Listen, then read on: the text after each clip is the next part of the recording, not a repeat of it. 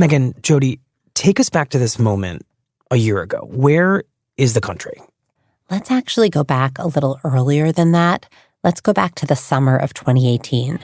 Bill Cosby, comedian, actor, the man once dubbed America's dad. Tonight, the 80-year-old is convicted on 3 counts of aggravated indecent assault.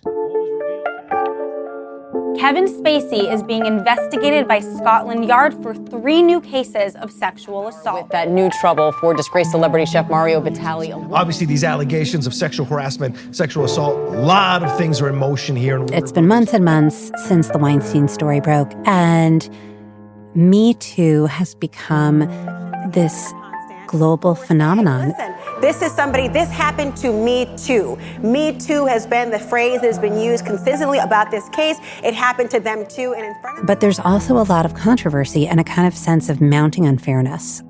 Try and make a pass at someone. If you try and indicate that you're interested, put maybe a hand on a knee, you could be accused of sexual harassment, lose your job. And we're seeing that tension play out in the news every single day. Now to new developments in those bombshell allegations against the head of CBS. Ronan Farrow reports a very powerful story about Les Moonves. That includes allegations from 6 women, ranging from unwanted touching to what several of the sources term sexual assault. But Moonves refuses to step down. The premiere of Louis C.K.'s new film the most controversial moment of the Me Too movement yet. Accusations against actor Aziz Ansari. So there's an accumulating series of questions about what to do with these men. And then there are cases like the one involving Aziz Ansari that it just feels like nobody knows quite what to do with. Much of the media world seems to agree the story told by the woman who calls herself Grace about her date with comedian Aziz Ansari certainly does not rise to the level of Harvey Weinstein-type misconduct. The question of whether or how much he really did wrong is very, very much in dispute. As feminists, aren't we empowered to say no? Yes. I mean, I don't get why we expect him to be a mind reader and literally I don't think say, he was asked to be a mind reader. How wasn't he? So, wow, that was a lot to unpack just in those first few minutes. Highly recommend listening to the rest of the podcast. Super interesting. Also to the 2 podcasts that inspired this podcast made. And those 2 podcasts I'm referring to were about the lawyer who represented Harvey Weinstein, who is classically a women's rights lawyer, an activist. While I love already, listening to whatever the Daily has to offer me on any given day, this one in particular was super relevant to my podcast, and that was exciting for me because they talk about this sort of sense of like this mounting unfairness. And now there's all these debates taking place in the media, around this mounting unfairness that we're seeing in terms of, who we're condemning and who we're questioning and, questioning whether or not people deserve to be condemned, all of those things. And so it's like there's these arguments, debates, whatever, happening in the media, and then they're also happening sort of in my own personal life.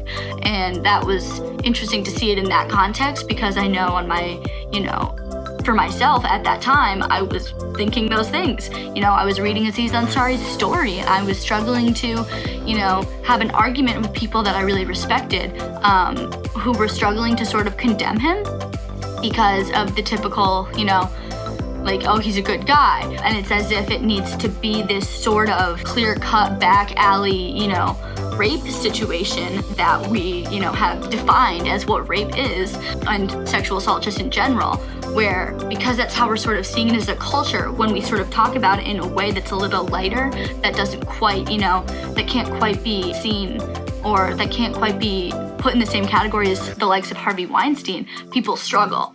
And I'm sort of trying to get at that struggle, that sort of that gray area. And in a lot of cases, I don't think it's quite so gray, but I think that we're viewing it as gray. I think that there's a lot of cases that are way more obviously sexual assault, but I'm also trying to look at the areas that are like questionable about whether they are, if it's a miscommunication or something. And so, along the lines of this like timeline of like mounting unfairness, we're sort of all questioning, who deserves to be condemned, what being condemned should look like, what position should be taken when we aren't quite sure of the facts, how do we determine those facts, and, all of these things. And realizing that nobody really knows what to do, but there's a lot of different opinions out there, like wondering whether or not men deserve a comeback. If one takes the right steps, do they just deserve to return to, you know, their platform? And also it raised questions for me, at least, about what those steps are for people who aren't rich white men, like people who aren't in the public eye, people who aren't, you know, removing themselves from a public position and, you know, are a lot more private and a lot more prevalent in our day-to-day lives. So we can all talk about Harvey Weinstein, Louis C.K., Aziz Ansari, and talk about the steps that they should take, but what should everybody else be taking? Because I am also curious about, you know, the CEOs and, you know, whatever people in high positions who are relevant that we talk about in the media, when we, you know, just fire them, who are we replacing them with? You know, what sort of steps are the institutions themselves taking to make sure those things don't happen again?